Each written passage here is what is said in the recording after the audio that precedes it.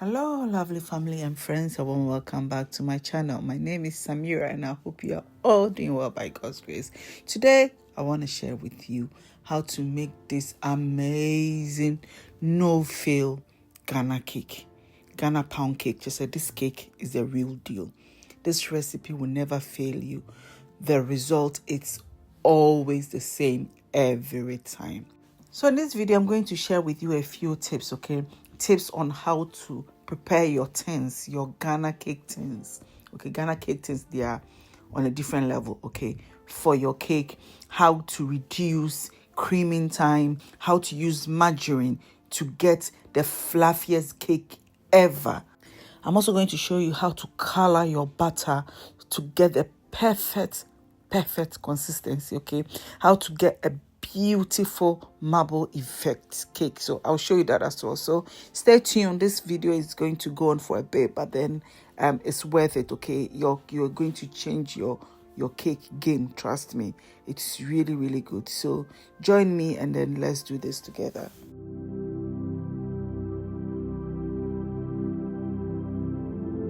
So to start off, you have to prepare your tins, okay? When you're making cake, make sure all your ingredients, everything you're going to be needing for your cake is ready. Your tins, your ingredients, your oven is on, everything, right? So right now, my oven is on. It's on 180 degrees and I'm just, waiting to get there. So I've just made some outlines, okay, of the cake tins. These are Ghana cake tins. I have a few that are not from Ghana, but then I have these specific ones from Ghana because I like those shapes. I can't get those shapes in the UK. And Ghana cake tins are different, okay? So usually when you are cutting an outline for a cake, you use the bottom of the pan. But because Ghana cake tins has a certain base at the bottom, you can't use that. It won't fit inside. So you have to use the rim, the top of the pan. And then when you are cutting it, you cut inside the line, not on the line or outside the line, to reduce the shape, because otherwise it won't fit in, okay? So once I finish cutting all my patterns or all my lining, I get some more baking sheet and I'm going to cut them into strips. I'm going to cut them into long strips and short strips. Long strips for the big cake tins and short strips for the small cake tins. Okay, so once that is done, we're going to be greasing the pans. The reason I'm going through all this trouble is that you don't want your cake to be ready and you can't get it out of the pan, or you try your hardest to get it out of the pan and some of the cake is stuck in the pan and your cake does not look nice. It doesn't look presentable. So we're going to do everything in our power to get our cake out of the tin just like a dream. Easy peasy, lemon squeezy. And trust me, this one always works. Your cake is going to slide out of the tin like butter on a hot knife. So yeah, these are my strips, short and long, okay? So I have some butter or some margarine actually, and I'm going to grease inside the entire tin. Once I finish greasing, the next thing that I would do is I'm going to add some flour to the tin. Okay, I pour some of the flour into the tin and I just coat the entire tin. Because there's butter in it, the flour will be sticking. It will stick into the tin, okay? That it's on its own can help you get your cake out easily. But I'm going the next step further because these cake tins, I've not used it before. So what I'm doing is I'm greasing my lining, okay, my paper lining, and one of the strips, one of the short ones. And just as you see me do, I just, inserted it into the tin and then put the lining in it, right? So all that I will do is when the cake is ready, I'll just raise those strips and the cake just comes out. That's why the strip went in before the lining. So when you raise it, it just carries the lining and everything out of the tin. I hope I've explained myself all.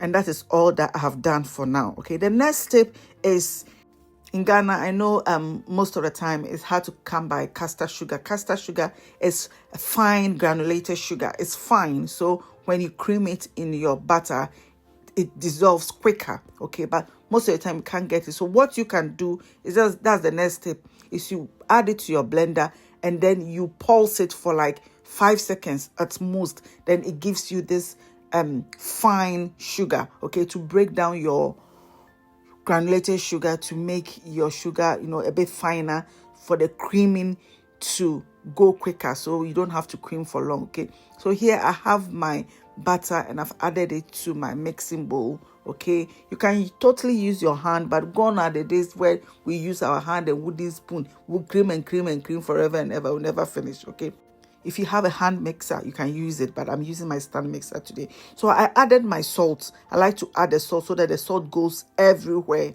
okay? And then goes in my sugar. So I'm going to be creaming. Because this video it's long, okay, I was cutting everything. So if you need to know how long the creaming takes at each point in time, okay? So I cream it until it is nice, pale, and fluffy. The next thing is to add my eggs. But before I add my eggs, I need to go in to scrape all the sides and bottom of my mixing bowl to ensure that everything, okay, there is no, spot that is left without mixing, right? Before I go in with the eggs. I'm going to be using 9 eggs for this recipe, okay? This recipe can be halved or doubled or quadrupled, whatever you want. But make sure that when you add in your egg, each time you add your egg, you break it. Okay, you break the egg into a bowl like you see me do before you add it, right? And add it one at a time. Make sure each one mixes well. Look on the left-hand side. Look at the time. Doesn't go in that quickly. I'm just speeding it up for you, okay, for the purposes of this video. I'm going in with my vanilla extract. You can use any flavor of your choice, okay? My vanilla extract goes in, and then my baking powder goes in. If you are using self-raising flour, forget about baking powder. It's got all that in it. And don't add salt. It's got salt in it as well. Otherwise, your cake will be too salty. I've added all my eggs, vanilla extract, baking powder, right? The next thing is for me to add my flour. But before then, I had to go in to scrape the sides and the bottom again. It is very important that you do that, right? Before you go in with the flour. So the flour, you add it one at a time, 1 cup at a time, half a cup at a time, or just don't pour all of it in, boom. And you have to be mixing this on like your lowest setting, okay? We don't want any gluten being built anywhere. No, we don't want gluten. So on your lowest setting, you add. Once it is mixed completely, not completely, once you see that majority of it is mixed, then you take it out and you do the rest with your spatula or your hand, right? But before I do that, here I have some glazed cherries, green and red, and I'm adding some flour to it so that it's very sticky. So that's why I'm adding flour to it, so that I can break it apart individually when I'm laying it in the cake.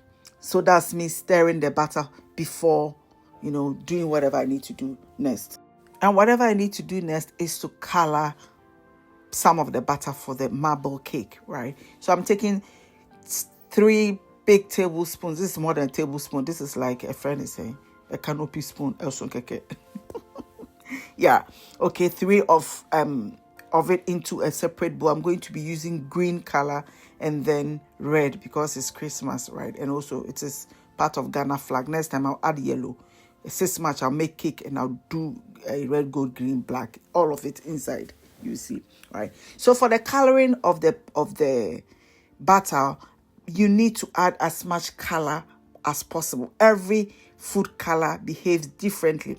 Every food color is different. The consistency is different. The intensity is everything about it is different. So you need to keep adding until you get the color that you want. And all that you need to do is to mix it really, really well. If you get a gel food color, that will be good because it's not going to dilute your batter. But then this batter is very thick, so it couldn't become watery or loose at all.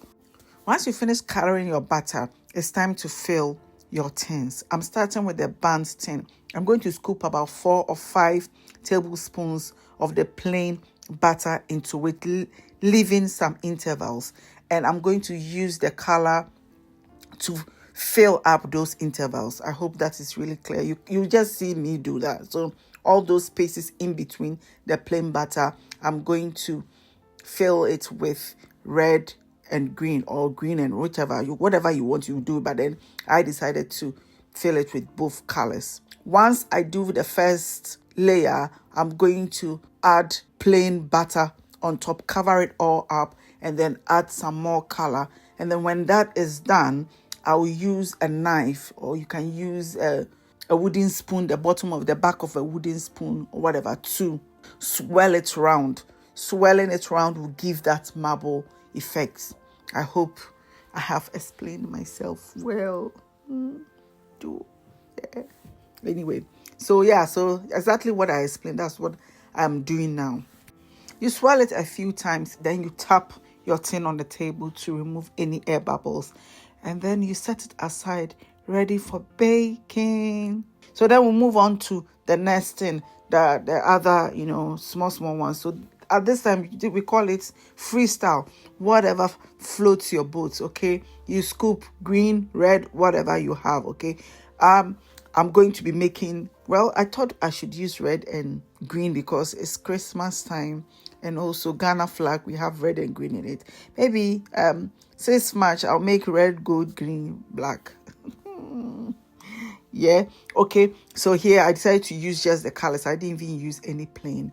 And then, you go from there. I'm going to, from here, after this, I'll show you how you can use margarine to get a very fluffy cake, okay? Because most of the time, we don't have access to butter. We have margarine. So I'm using margarine here. And when you are using margarine, what you need to do before you even do anything else is to whisk your butter proper, okay? Whisk it, make sure that it is nice, soft and fluffy. And if you have time, even if it can change a little bit, becomes a little bit pale, you change color a little bit, that will be great before you add your sugar. So the same way I did the sugar for the butter, the first one, is the same way I did for this, and I added the eggs the same way. It's the same measurement, the same recipe. It's just that this time I use margarine instead of butter, and it's the same. And I'm going to fill my loaf tin here, and I'll show you how you can add bits in it, like maybe you want to use currants or this glazed cherry. This is how one way of doing it. Okay, so I'm going to show you 2 ways of doing it. You just sprinkle some onto the first layer of butter, and then you cover it with the butter, and then you sprinkle another, just as you see me do, okay? And then you give it a little bit of swirl again so that it mixes nicely. It is randomly placed. But one thing that I don't really like adding raisins and these things, black currants, into cake, because at the end of the day, they all, for some reason, they will all go to the bottom. All right, it doesn't float. Maybe there is a trick which I haven't mastered yet, because I am not a professional baker. I'm just a home baker. Okay, so I'm still learning. And when I find out how to do that, I'm sure I will share that with you. Or if you know how to do that, please share with me in the comments below, and I'll be very much grateful. Another way is to just pour the bits into the batter, mix it and pour it.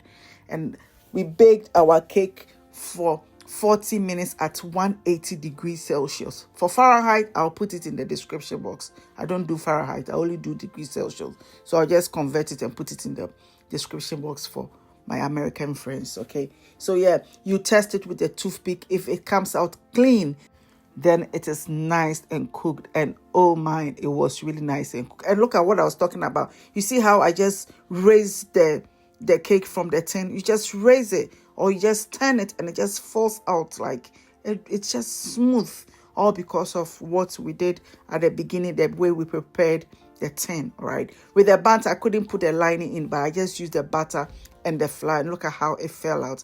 And this is the loaf and the other one, and I made some other ones off camera because I'm going to give them as gifts. Okay, our cake is ready, and I'm going to be cutting it for you to see how that looks like.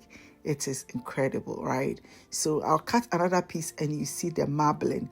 It's nice, beautiful. Look at that. Nice. So you can imagine if you have this for your guest or you give it as a gift. It's very beautiful and it tastes good. It tastes really, really, really good. Trust me. Amazing. Beautiful taste. Beautiful, nice and fluffy. You will love it. Thank you, everybody. Thank you so much for joining me today and for allowing me to share this beautiful recipe with you. Thank you. I have got one more day to go. Tomorrow is Christmas. Today is the day before Christmas and I brought this recipe today. Don't worry. It's for any occasion. So I will see you in the very next one. Bye.